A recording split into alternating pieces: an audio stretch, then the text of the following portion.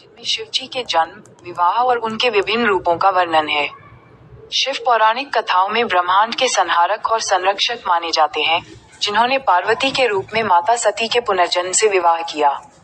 शिव स्वयंभू हैं और कई पुराणों में उनके जन्म से संबंधित कहानियां वर्णित हैं, जैसे कि विष्णु की नाभि से ब्रह्मा के उत्पन्न होने के बाद शिव उनके माथे के तेज से प्रकट हुए। शिव का जन्म।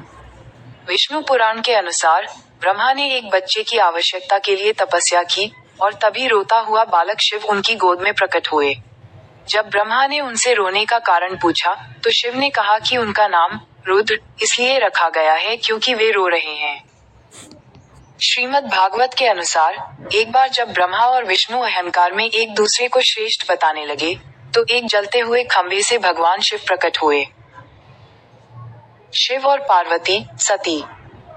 एक पहला विवाह। भगवान शिव ने देवी सती से विवाह किया, जो प्रजापति दक्ष की बेटी थी।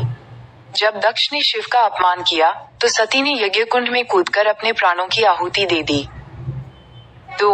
पुनर्जन्म। सती ने पर्वतराज हिमालय की पुत्री के रूप में पार्वती के रूप में पुनर्जन्म लिया। और 3. दूसरा विवाह। पार्वती ने भगवान शिव को पाने के लिए कठोर तपस्या की, जिसके बाद उन्होंने फिर से शिव से विवाह किया। शिव की प्रतीकात्मक विशेषताएं। 1. त्रिशूल।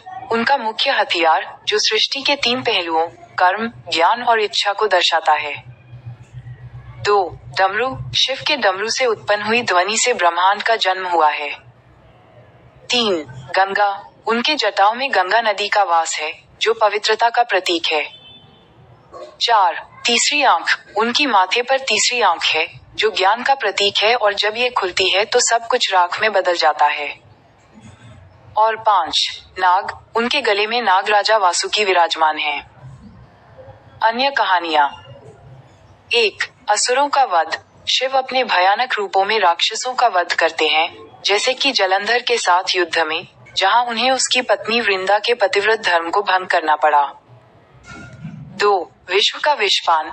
समुद्र मंथन से निकले विष को शिव ने सृष्टि को बचाने के लिए पी लिया था, जिससे उनका गला नीला पड़ गया और वे नीलकंठ कहलाए।